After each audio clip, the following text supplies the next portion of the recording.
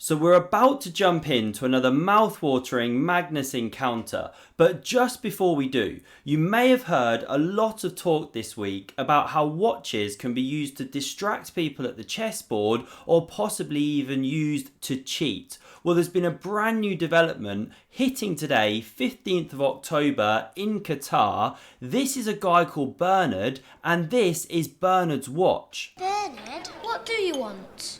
I want what she's got over there.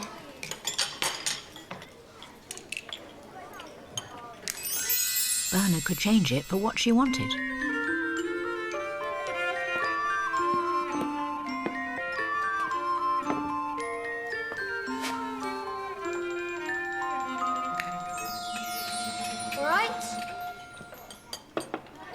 Absolutely incredible. Now that footage has been leaked from a local canteen in Qatar. As you can see, the watch just has endless possibilities. Wrong plate of food? No problem. Bernard's watch will sort it. Wrong chess position? Nothing to fear. Use Bernard's watch, make the switch, away you go.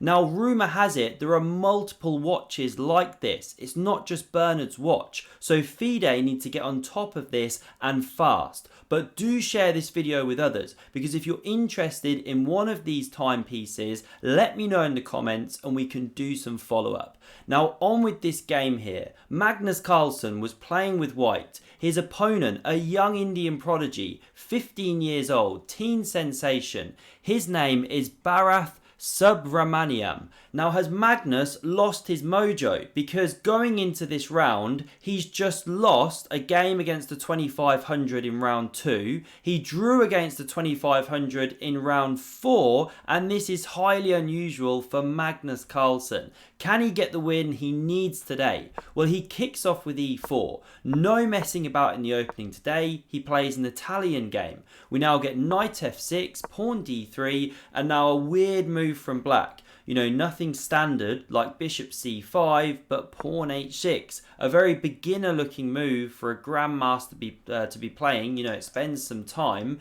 And now we get castles, d6, so the bishop locked in. What's the idea? Well, after a4, expansion from Magnus, giving some retreat room, now we see g6. Black is going King's Indian style, later goes f5, wants to blow Magnus off the board. We get c3, Magnus preparing for expansion. Bishop g7, knight bd2, castles, and b4. Magnus sets up the extended bathtub formation. Not many players are capable of this, but Magnus, as world number 1, is not only capable of the standard bathtub formation, but the extended. His bishop is chilling in that bathtub. So king h7 comes away from the x-ray of that bishop. Now we see rook e1, standard preparatory move for d4 later. And now knight h5, black going for it, all guns blazing, f5 is coming. So b5 from Magnus. He's first to the punch. Now knight e7 looks very natural, but then d4 coming really fast. The centre massively under fire already. So instead, we see knight a5 to pick up a tempo on the bishop, but now the knight is sidelined. Very ugly. Already the computer wants to do something to try and break it out. But f5 selected, not the engine's top move, but it does go for the throat of Magnus's king. How does he respond? Well, he takes on f5. You can't recapture with the pawn, which looks nice, but runs into a tactic. You take here, the queen's open on h5. This is better for white. So bishop takes is played, and now d4 from Magnus. Great move, meeting the kingside attack with some central counterplay. Now there's no e4, the square's too well controlled. So we see knight f4 played, not the top engine move. It wanted to go c5. Again, try and do something about the pawn structure. Try and save this knight on the rim. And now Magnus goes knight e4, excellent move. His queen now covers the square from the knight jump, and his knights are starting to flow into the game. There's pressure on the centre. The bishop's eyes are now opened up, and again black doesn't go with the best move. Rook c8 apparently a good one. c6 also an option. But d5 was played, trying to create some complications. If Magnus hops immediately into the weakened c5 square, well then this is nice for black. You go bishop g4, nasty pin, e4 could be coming, black's getting play. But Magnus responds correctly, he takes this knight on f4, and now if this pawn recaptures, well now the knight hops. And this is a bit different, because now if bishop g4, creating that nasty pin, well there's knight e6. The e file is open, which it wasn't in the other variation. You're forking these, so the bishop would have to give up, etc. White's doing well. So instead of taking on f4, we see bishop takes on e4, now bishop takes here, and now black shatters the pawns, yes, exposes Magnus's king, but through this whole transaction, they've now gone a pawn down.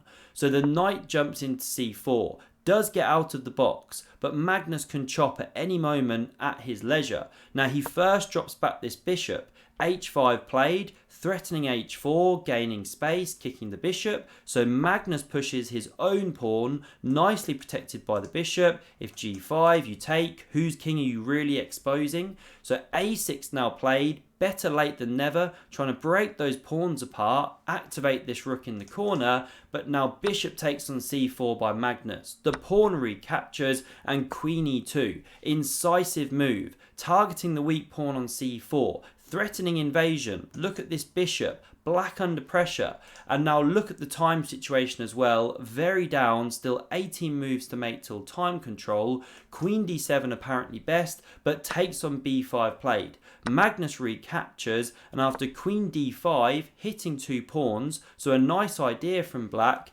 Magnus calmly centralizes. You don't want to take, repair these pawns. So we see queen takes here, but now the rooks are swapped, and rook b1. Great move by Magnus, using that queen's influence in all directions. The black queen saves itself and the pawn drops off the board. We get queen takes on c3. Yes, black wins one back and has a passer, but after rook takes on c7, this one's nicely behind and this queen could be invading soon. Lots of pressure. So check played, king g2, rook e1 hits this queen, and now Magnus plays a move which is considered a miss. The evaluation bar here is right up at +6 because white's got this tactic of rook takes on g7, king takes, and then you check. And this is actually a deadly king hunt. If you come this way, you get mated in just a couple moves from here and here. And if you go king f7, basically there's these long lines where you give the king a massive run around. You can get something like this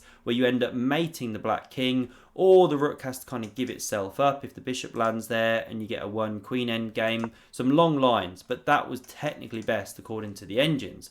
But Magnus goes queen d5. You see the evaluation bar drop, but only if black goes queen d3, because now you're threatening this stuff, so white's got to take here, and the computer says that this endgame maybe has some chances. But when you click a few more moves, you go a bit deeper, it's basically lost, 2 pawns down, and humanly as well, this king is just going to run in too soon and shepherd the pawn, etc. Doesn't really look holdable. So coming back here, black goes rook queen c1, threatening some nasty stuff on the back rank. So Magnus goes bishop h2 and covers this key square.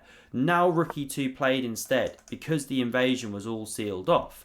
We get queen f7, threatening this mate, and what to do for black. We see some desperado of rook takes on f2 check, and it's a nice sneaky try, because if you capture, you've just walked into a perpetual check and the lines go on checking the king, but it can't actually escape.